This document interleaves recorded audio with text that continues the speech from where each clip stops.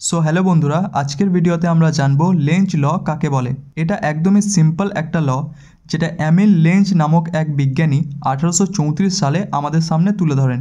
Lenz ল বোঝার আগে আমাদের বেসিক দুটো জিনিস জানতে হবে, যেটা হলো ম্যাগনেটিক ফিল্ড আর ইলেকট্রোম্যাগনেটিক ইন্ডাকশন। আমরা সবাই জানি ম্যাগনেট মানে একটা চুম্বকের দুটো পোল হয়, একটা সাউথ পোল আর একটা নর্থ পোল।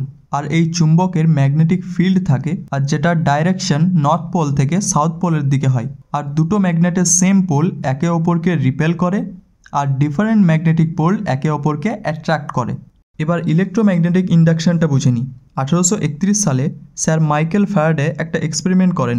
একটা কয়েলকে গ্যালভানোমিটারের নেগেটিভ পজিটিভে লাগিয়ে একটা চুম্বককে কয়েলের কাছে নিয়ে আসেন। গ্যালভানোমিটার হলো একটা highly sensitive current measuring instrument. So যখন তিনি চুম্বককে কয়েলের কাছে নিয়ে এলেন তখন তিনি দেখলেন যে মিটারের কাঁটা নড়ে চড়ে উঠছে।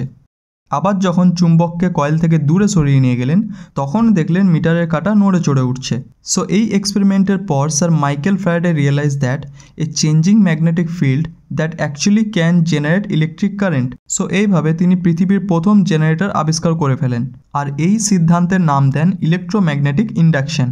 এবার এই সিদ্ধান্তের ওপর ভিত্তি করে এমিল লেঞ্জ 1834 সালে তার সিদ্ধান্ত দেন যে চেঞ্জিং ম্যাগনেটিক ফিল্ডের কারণে যে ইলেকট্রিসিটি জেনারেট হচ্ছে সেটার ডাইরেকশন কী হবে।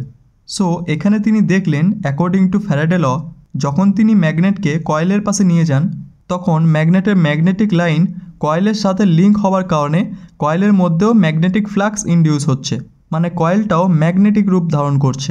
এবার তিনি দেখলেন যখন ম্যাগনেটের নর্থ পোল সাইড কয়েলের কাছে নিয়ে যায় তখন কয়েলের পোলারিটি নর্থ পোল ক্রিয়েট করে ম্যাগনেটের নর্থ পোলকে বিরোধ করছে বা অপোজ করছে। আর এই কারণের জন্য কয়েলের মধ্যে যে ইলেকট্রিসিটি ইনডিউস হচ্ছে সেটা অ্যান্টি ক্লকওয়াইজ ডাইরেকশনে ফ্লো হচ্ছে। আবার যখন ম্যাগনেটকে কয়েল থেকে দূরে সরিয়ে নিয়ে যায় তখন আবার কয়েলের পোলারিটি চেঞ্জ হয়ে সাউথ পোল ক্রিয়েট করে ম্যাগনেটকে অ্যাট্রাক্ট করছে। আর তখন কয়েলের মধ্যে ইলেকট্রিসিটি বা কারেন্ট ক্লকওয়াইজ ডাইরেকশনে ফ্লো হচ্ছে। সো ইন শর্ট, এখানে কয়েলের মধ্যে যে কারেন্ট ইনডিউস হলো সেটা তার সৃষ্টিকর্তাকেই বিরোধ করছে। এখানে আমার মনে হচ্ছে অনেকে কনফিউজ হয়ে গেছো, হয়তো বুঝতে পারোনি। আরেকবার প্রথম থেকে দেখো, বুঝে যাবে। খুবই সিম্পল একটা ল। সো এখানে Lenz law state that the direction of the current induced in a conductor by a changing magnetic field is such that the magnetic field created by the induced current oppose the initial changing magnetic field. So এই নিয়মটাকে বলা হয় Lenz ল বা লেঞ্জের নিয়ম।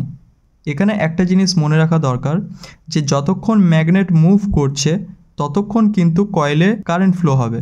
ম্যাগনেটের field line কয়েলের সাথে link থাকা সত্ত্বেও যতক্ষণ ম্যাগনেট মুভমেন্টে থাকবে, মানে চেঞ্জিং ম্যাগনেটিক ফিল্ড যতক্ষণ হবে ততক্ষণ ইলেকট্রিসিটি কিন্তু জেনারেট হতে থাকবে। এখানে ম্যাগনেটিক ফিল্ডকে যত স্পিডে আমরা চেঞ্জ করব ততই স্পিডে কিন্তু আমাদের কারেন্ট ফ্লো হবে। আশা করি ভিডিওটা দেখে নতুন কিছু শিখতে পেরেছো। যদি শিখে থাকো অবশ্যই সাবস্ক্রাইব করো। এখানে কোনো কিছু যদি বুঝতে না পেরে থাকো তাহলে অবশ্যই আমাকে কমেন্ট করে জানিও, আমি অবশ্যই তোমাকে রিপ্লাই দেবো। সো বন্ধুরা, দেখা হচ্ছে পরের ভিডিওতে। টাটা।